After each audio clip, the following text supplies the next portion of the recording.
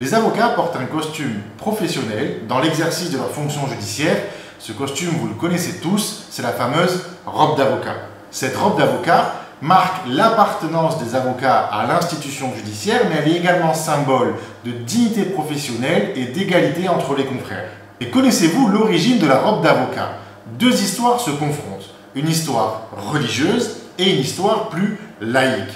Sur le plan religieux, la première histoire qui se raconte à propos de l'origine de la robe d'avocat est que les premières personnes à assurer la défense étaient les religieux et que dans le prolongement de cet usage, les avocats auraient adopté également le port de la robe en référence aux origines ecclésiastiques de la défense. C'est d'ailleurs ce qui expliquerait le nombre de 33 boutons sur la robe d'avocat qui est factuellement démenti par la pratique puisque les robes d'avocat n'ont aujourd'hui pas 33 boutons et qu'en réalité les robes d'avocat ont autant de boutons qu'il faut pour pouvoir la fermer correctement en fonction de la taille des avocats. Plus vous êtes grand, plus il y a de boutons, moins vous êtes grand, moins il y a de boutons.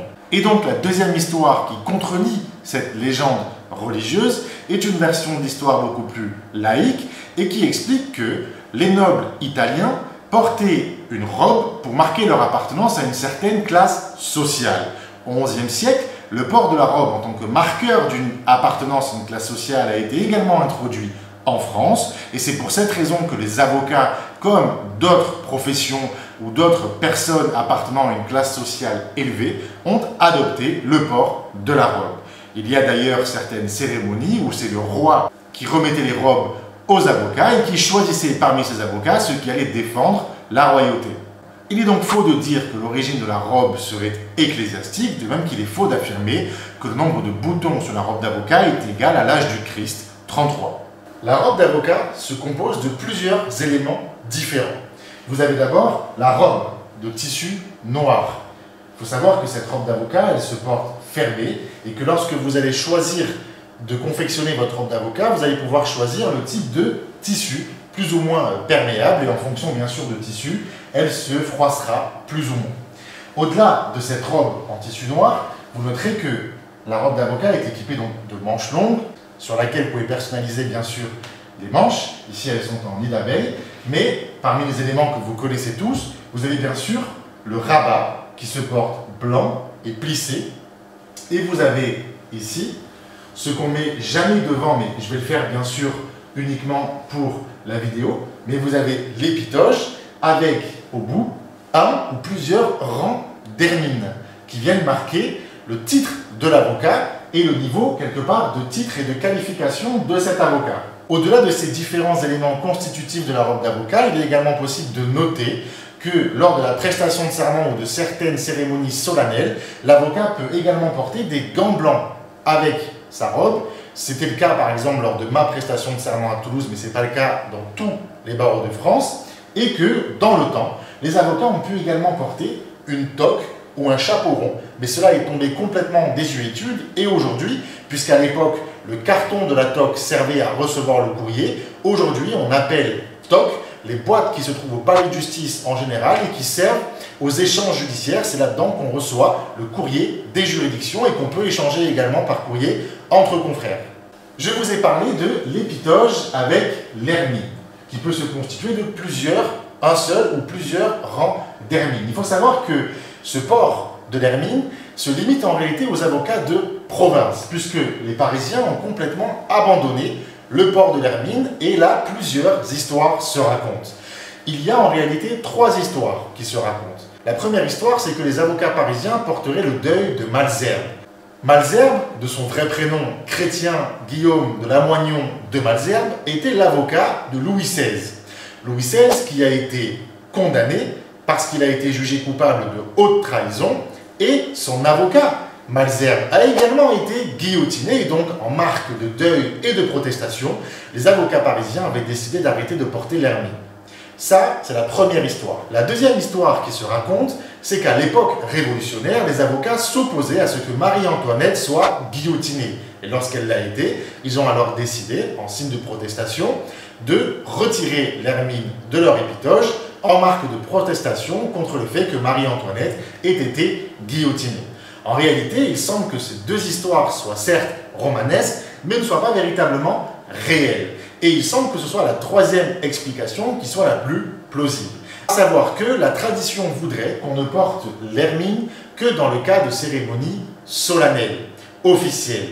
Et c'est pour cela que les avocats parisiens ne porteraient pas le costume de l'avocat officiel, solennel, toute l'année, et se contenteraient en réalité de porter une épitoge sans hermine, puisque dans leur exercice de leur fonction judiciaire au quotidien, ils ne se trouvent pas dans le cadre de cérémonies officielles, solennelles. Et donc il y aurait simplement une différenciation entre les avocats de province et les avocats parisiens, les avocats de province ayant choisi de porter leur costume professionnel d'apparat, comportant l'hermine, ce qui n'a pas été le choix des Parisiens. Bien que longtemps désirée par ceux qui se sont battus longtemps pour avoir le droit de porter cette robe, on ne peut pas la porter dans n'importe quelle circonstance, et l'usage, le port de la robe est encadré par l'article 3 d'un décret de 1971 qui limite le port de la robe à l'exercice des fonctions judiciaires par l'avocat. Dès lors, lorsque l'avocat est dans l'exercice de sa mission de conseil, qu'il n'est pas devant une instance juridictionnelle, il n'a pas à porter la robe, c'est-à-dire que s'il vous reçoit au cabinet, il n'a pas à porter la robe. En réalité, il portera la robe lorsqu'il interviendra en juridiction ou devant certaines commissions qui vont exercer une fonction juridictionnelle, comme c'est par exemple le cas des commissions de discipline des ordres professionnels. En revanche, pour d'autres commissions de discipline qui ne se substituent pas à une instance juridictionnelle, le port de la robe ne sera pas autorisé, il sera même complètement interdit.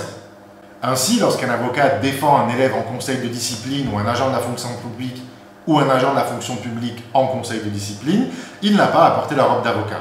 Dès lors, et par effet miroir avec ce qu'on vient de dire, tous les cas dans lesquels l'avocat n'est pas dans l'exercice de sa fonction judiciaire sont des cas où l'avocat n'a pas le droit de porter la robe d'avocat. C'est donc le cas lorsque l'avocat reçoit des clients, lorsqu'il plaide devant des commissions qui ne sont pas juridictionnelles, lorsqu'il défend sa propre cause devant une instance disciplinaire lorsqu'il est lui-même mis en cause, ou lorsqu'il n'exerce plus ses fonctions judiciaires parce qu'il a fait l'objet d'une sanction disciplinaire, par exemple. Comme vous l'avez compris, le port de la robe est limité à l'avocat dans l'exercice de ses fonctions judiciaires. Dès lors, toute personne qui n'est pas avocat ne peut pas porter la robe d'avocat, ce qui inclut les élèves avocats, qui, parce qu'ils ne sont pas encore avocats, ne peuvent pas porter la robe d'avocat pour plaider, puisqu'ils ont le droit, lorsqu'ils sont en stage final, de plaider avec leur maître de stage. Ils n'ont toutefois pas le droit de porter la robe d'avocat, puisqu'ils ne peuvent pas se prévaloir du titre d'avocat. Attention toutefois, il existe certaines situations où le port de la robe d'avocat est admis en dehors de l'exercice des fonctions judiciaires, et ces cas, et c'est une liste qui n'est pas exhaustive, sont les cas où les avocats se rendent à des obsèques d'un confrère. Lorsque la famille ne s'y oppose pas, ils peuvent porter la robe aux obsèques de ce confrère. C'est également le cas des manifestations professionnelles, lorsque les avocats portent des revendications dans la rue ou non, mais revendications liées à l'exercice de la profession, ce qui ne leur autorise pas à porter la robe dans des manifestations purement politiques et sans rapport avec la profession. Et ils peuvent également porter la robe d'avocat dans certaines situations, dans les cérémonies qui sont des cérémonies officielles, solennelles, organisées et dans l'intérêt de l'institution.